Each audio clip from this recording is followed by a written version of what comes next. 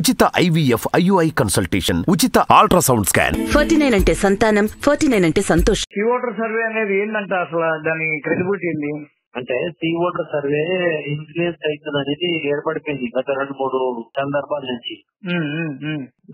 గత లోక్సభ ఎన్నికల సమయంలో కూడా అది ఏపీలో టీడీపీ అధికారంలో కూర్చొని టీడీపీకి ఎక్కువ లోక్సభ స్థానాలు వస్తాయని ఇచ్చింది, ఫెయిల్ అయిపోయింది. అది అటార్లీ ఫెయిల్ అయింది. అంటే మామూలుగా చిన్న చిన్న డిఫరెన్సెస్ ఉంటే అని అనుకోవచ్చు. 3 లోక్సభ స్థానాలు వచ్చినాయి కదా టీడీపీకి. అంటే దీనికి ఏం పెద్ద క్రెడిబిలిటీ లేదు అది చెప్పే వాటికి. 90 స్థానాలు 95 స్థానాలు టీడీపీకి అన్నట్టు 100 స్థానాల వరకు 150 వచ్చినాయి రివర్స్ లో. మొన్న ఈ మధ్యన ఛత్తీస్గఢ్ కూడా ఫెయిల్ అయిపోయింది, మధ్యప్రదేశ్ కూడా ఫెయిల్ అయిపోయింది. దాని పక్కన ఊళ్ళో వస్తున్నారు. ఛత్తీస్గఢ్ కాంగ్రెస్ వస్తుందని చెప్పిండు, మధ్యప్రదేశ్ కాంగ్రెస్ వస్తుందని చెప్పిండు. అంటే 4 రాళ్ళు వేస్తే 1 రాయి కలుగుతుంది కాబట్టి అది అక్యురసీ లేదు, కరెక్ట్ గా లేదనేది ఇన్ఫ్లుయెన్స్ అయినట్టు కనిపిస్తుంది. ఈ ఓటర్ సర్వే లాస్ట్ టైం ఇచ్చినప్పుడు అది లగడపాటికి సంబంధాలు ఉన్నాయని చెప్పి మాట్లాడి లగడపాటి అండుకో మొదట అంతకుముందు కూడా సీ ఓటర్ తోటి సంబంధం ఉండే. లగడపాటి సీ ఓటర్ సర్వేలు చేసేవాళ్ళు.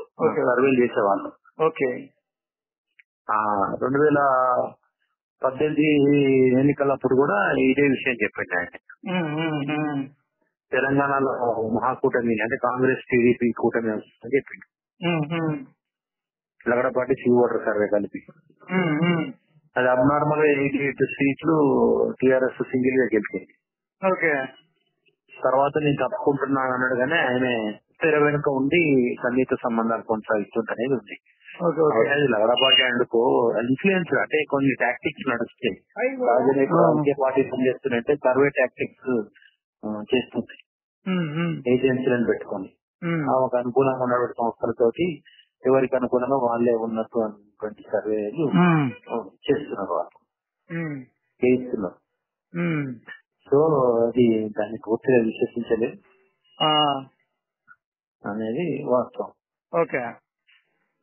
కనిపిస్తాం. కాకపోతే ఏంటంటే సెంటర్ లో ఏ రకంగా కూడా బీజేపీకి అడ్వాంటేజ్ ఉందనేటువంటి అభిప్రాయం వినిపిస్తాం. బీజేపీకి అడ్వాంటేజ్ ఉన్నది అనేది కామన్, అది సస్టైన్ అని ఇది అంటే తప్పదు. అది దానికి కారణం ఏంటంటే దేశవ్యాప్తంగా కనిపిస్తా ఉంది అక్కడ స్పష్టంగా. ఇక్కడ పరిస్థితి లేదు. ఇక్కడ 40% లోపు టీడీపీ ఉంది, 45% పైగా వైసీపీ ఉంది అనేది ఇక్కడ అంచనా తెలుస్తా ఉంది. అది రేపు ఎల్లుండి ఇంకోటి కూడా రావచ్చు. ఇవాళ ఇండియా టుడే వస్తుంది, రేపు టైమ్స్ లో రావచ్చు.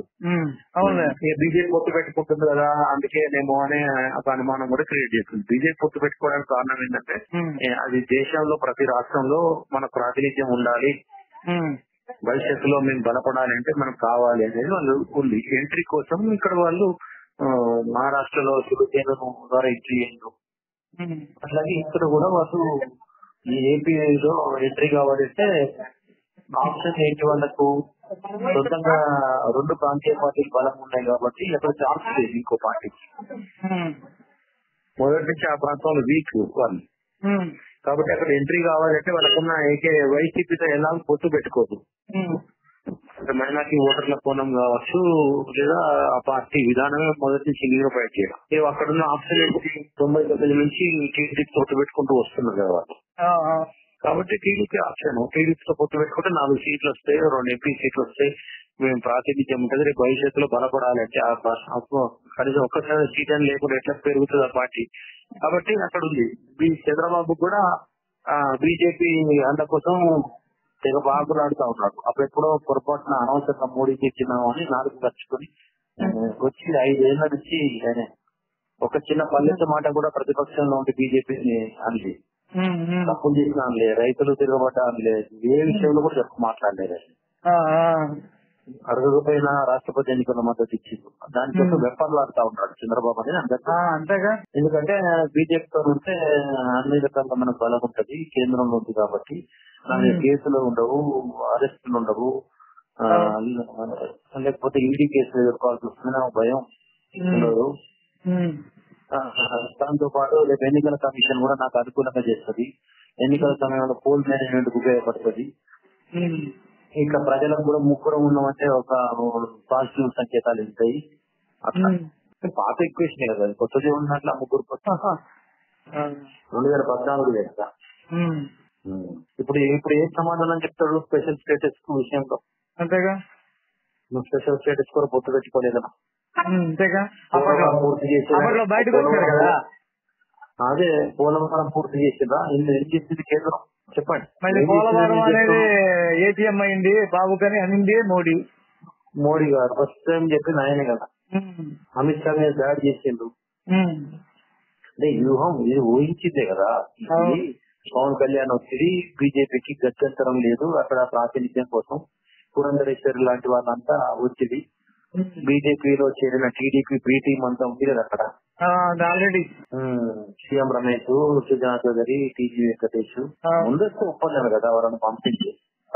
ఇదేం కొత్త విషయం కాదు, పాస్ చేస్తా ఊహించిందే.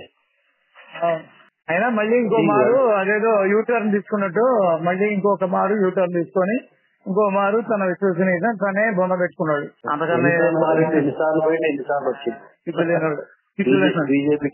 బీజేపీకి 3 సార్లు 2 సార్లు దూరం అధికారం కోసం అన్నప్పుడల్లా బీజేపీతో పోతుండు. అధికారం వచ్చినాక బీజేపీ దండేస్తుంది. వాళ్ళకు కూడా ఉండాలి కదా. నేను 2009 ఎన్నికల్లో ఓడిపోయిన తర్వాత నేను జీవితంలో కూడా పొత్తు పెట్టుకోను అని ప్రకటించిండు. ముస్లిం మసీదులలో పోయి చెప్పాడు. ముస్లింల కోసం ఏదో ఆయన తీవ్రమైన కామెంట్లు కూడా చేశాడు. ఇస్లామిక్ బ్యాంకు తెస్తాను మిమ్మల్ని ఆయన తినేయకుండా మోడీ నేనే దానికి అరెస్ట్ చేస్తానని చెప్పిండు. మోడీని అరెస్ట్ చేసేవాడిని చెప్పిండు. ఇప్పుడు ఏంటి ఉమ్మడి ఆంధ్రప్రదేశ్ భలే అడిగాడు అర్ణం కోసమే. ఈసారి కూడా మీరు డ్రామాటిక్ గా ఏదన్నా అన్నారా లేదా నిజంగానే రాజకీయాలకు దూరం అయిపోతారా ఓడిపోతే అన్నాడు. అంటే వాడికి కూడా తెలిసిపోయిందన్నమాట వీడు ఎంత డ్రామాటికల్ కామెంట్ చేస్తాడు.